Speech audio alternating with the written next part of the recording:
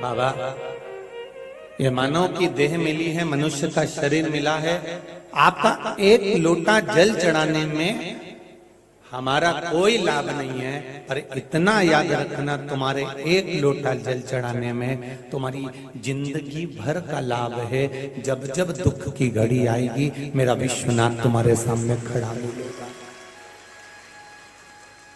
मेरा शंभू, मेरा शंकर, मेरा उघड़दानी, मेरा विश्वनाथ आपके सामने खड़ा मिलेगा। जब जब दुख की घड़ी आएगी, जब जब तकलीफ की घड़ी आएगी, वो तुम्हारे सम्मुख में होगा, वो तुम्हारे सामने होगा।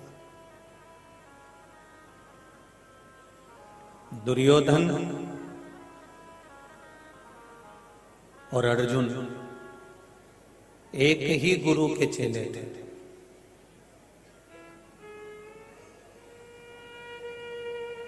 होता है, दो चेले जा रहे थे गुरु जी के यहां से, सुबह सुबह का समय था।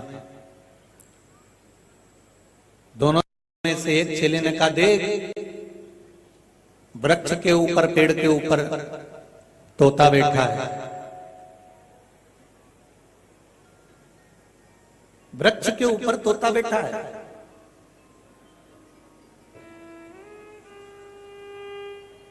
अपने गुरुजी ने कहा था, जब सवेरे उठते से ही कहीं के लिए भी जाओ और तोते का दर्शन होता है तो खीर, मीठा, मिठाई खाने को मिलती है।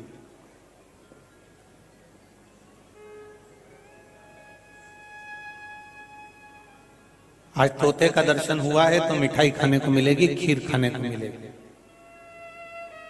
दूसरे मित्र ने कहा, तू सही कह रहा है कि गुरुजी ने कहा था कि तोता दिखे सुबह तो खीर खाने को मिलती है, पर मैं कहता हूं कि खीर तो मिलेगी पर कड़वी मिलेगी।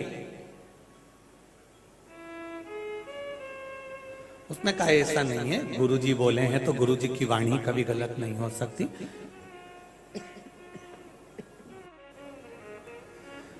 गुरुजी की वाणी कभी गलत नहीं हो सकती, खीर तो मिलेगी, चाहे कुछ भी हो, खीर जरूर मिलेगी। दोनों चले, आगे बढ़े और एक यजमान मिले और उन्होंने कहा, ब्राह्मण देवता आप मेरे यहाँ प्रसाद खाने चलिए, आज हमारे यहाँ चतुर्थी का उद्यापन है। एक ब्राह्मण ने दूसरे ब्राह्मण से कहा, देख ले, मैंने तेरे से कहा था ना कि खीर खाने को मिलेगी, यजमान आ गया, चलो भोजन करने।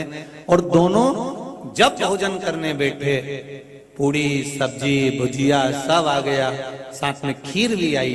तो मित्र ने मित्र को कोनी मारकर कहा, देख ले खीर आ गई ना, गुरुजी ने कहा था तोता दिखता है तो खीर खाने को मिलती है, मीठा भोजन मिलता है। अब दोनों ने जैसे मुंह में खीर ली तो खीर इतनी कड़वी कि दोनों ने उठकर कुल्ला करा।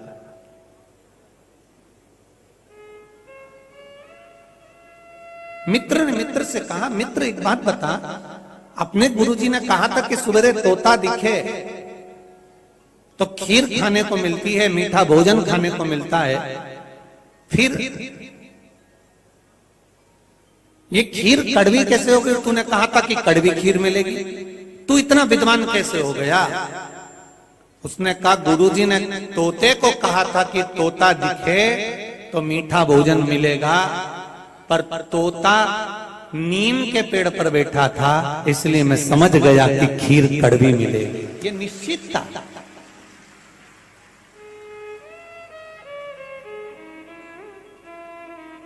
गुरु एक ही है, चेले दो हैं।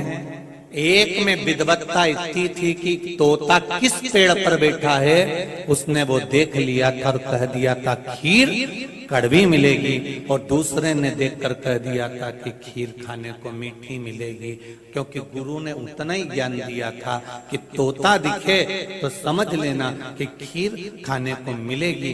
पर गुरु जी ने ये नहीं बताया था, पर विद्वत्ता अपने भीतर होना चाहिए कि तोता किस जगह पर बैठा है। जैसे पहले आपको कहा कि मक्खी किराने की दुकान पर साबूदाने पर जाकर बैठ जाए, उसको तुल जाए, मक्खी की कोई कीमत नहीं होगी। मक्खी सब्जी के तराजू पर जाकर बैठ जाए, मक्खी की कोई कीमत नहीं होगी। पर वो मक्खी अगर सोना तुल रहा है और सोने के ऊपर जाकर बैठ जाए तो मक्खी भी 5000 की हो जाएगी। ये बैठने की जगह पर मालूम पड़ता है कि वो बैठ कहां रही है।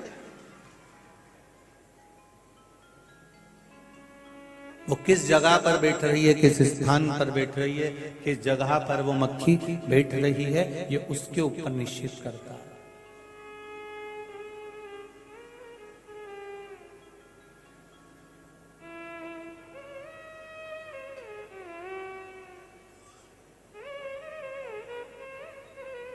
दुर्योधन और अर्जुन ये दोनों एक गुरु के चेले हैं, एक ही गुरु की।